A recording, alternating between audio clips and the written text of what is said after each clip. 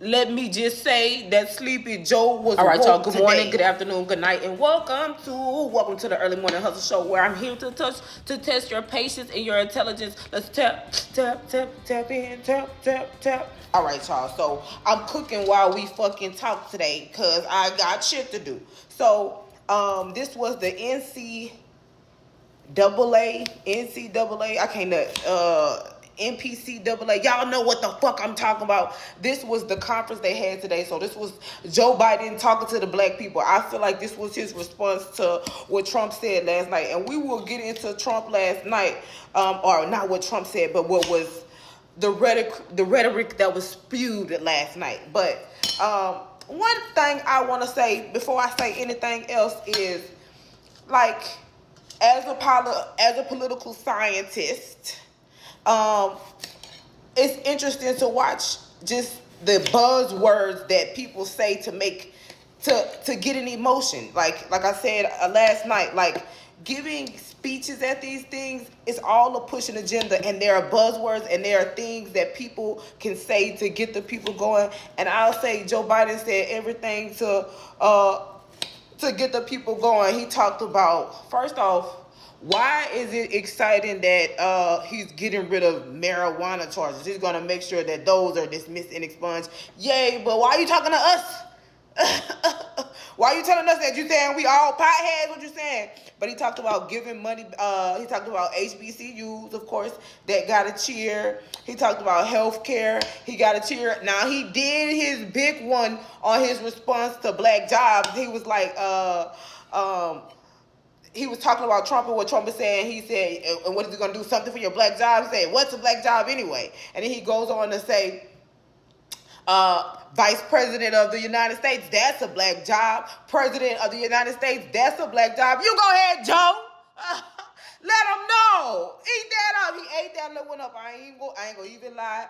Joe ate that little one. He did his big one with that one. But that got the people going. That got me going. I will say, like, the art of giving a speech, and he's doing well with it. Even in his, like, he got his little things when he started to stutter, and he'd be like, he'd just stop. He'd be like, you know what? I'm not gonna go there, because when he get riled up, he get the stuttering and trying to explain, and then people be gunning for him.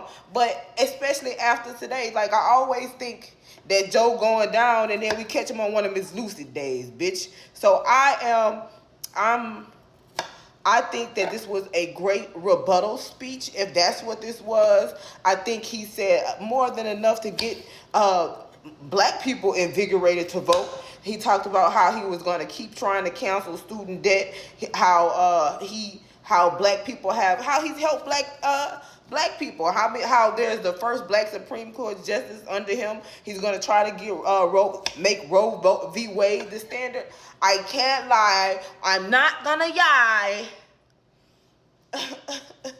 Even though I know this was propaganda, and whoever his speechwriters is had the words to get the people riled up, because it'll get quiet, and then he'll say something that he just knows that black people are like watermelon, woo, chicken, woo. So essentially, that's what he might as well been saying, like, it's chicken, free Popeyes for everyone, bitch. But whatever he said got the people going, and I really think that's the art of being on a political trail.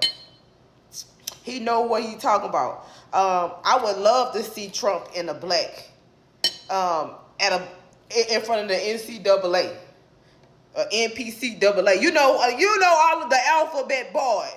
But I just wanted to hurry up, because this just happened, and you know how the news drop, you gotta get it while it's fresh. So I just wanted to share that with y'all.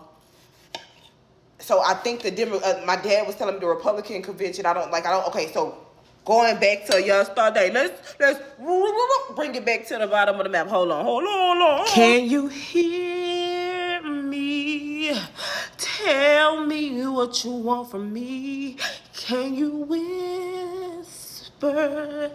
I don't want to make your ear bleed. Listen, let me tell you. So that boy, of course, first I'm gonna say this. It's no way. I was telling my sister this yesterday. It's no way if I'm Donald Trump, I'm coming out the house. Bitch, you gonna have to catch me on that zoom,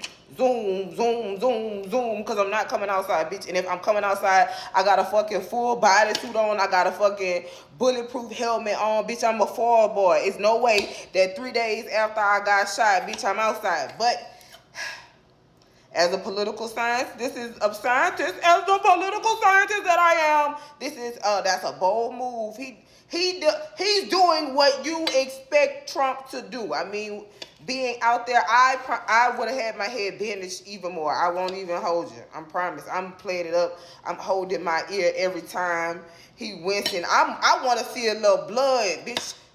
Cute blood stain on ear, bitch. That's why I'm. If we gonna get shot, we gonna get shot. You get what I'm saying? So yes, Trump showed up to the Republican convention because he had to. He couldn't. My daddy said that he'll look like a puss ass bitch if he didn't show up. So there's that. I don't believe he spoke.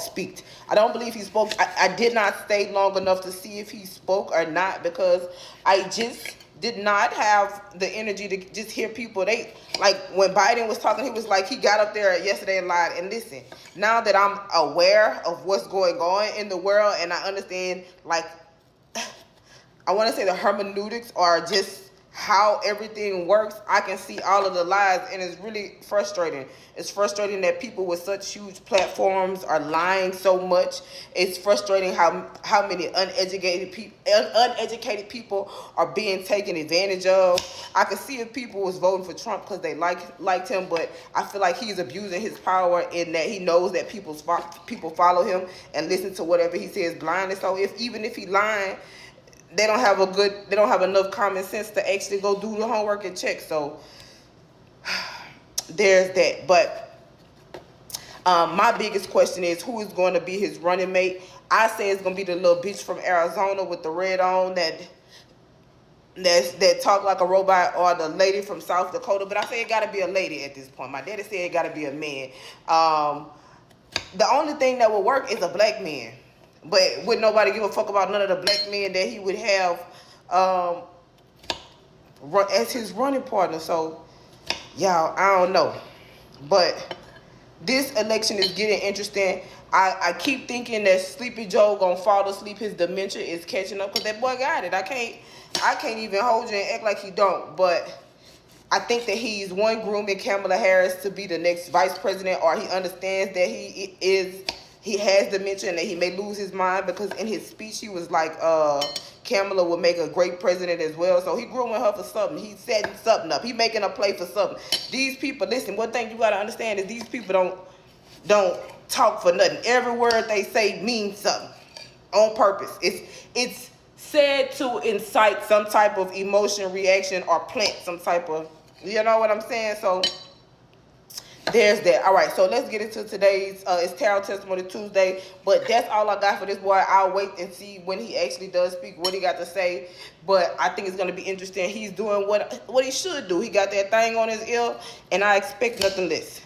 I would cry, and if I was him, I would definitely shed some tears, definitely get photo ops with people with my fucking, and I would sell merch because I know he is, and use that towards his campaign fund. But who's gonna be his vice president? That's the next question. All right, on Tarot Testimony Tuesday, we stop and we give reverence to God for what he's done for us in our life. So today I'm grateful for my peace. Like, it's not Manifest Monday, but how intentional are you about curating peace in your life?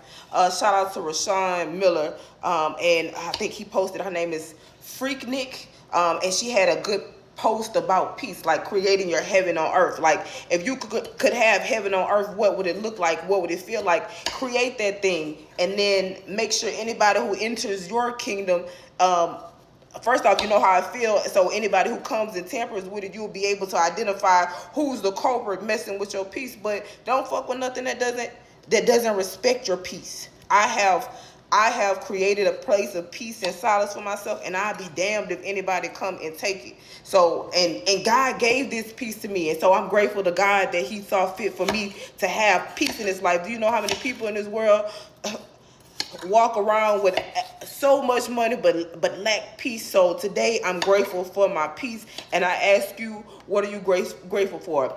Peace be with me and also with you, my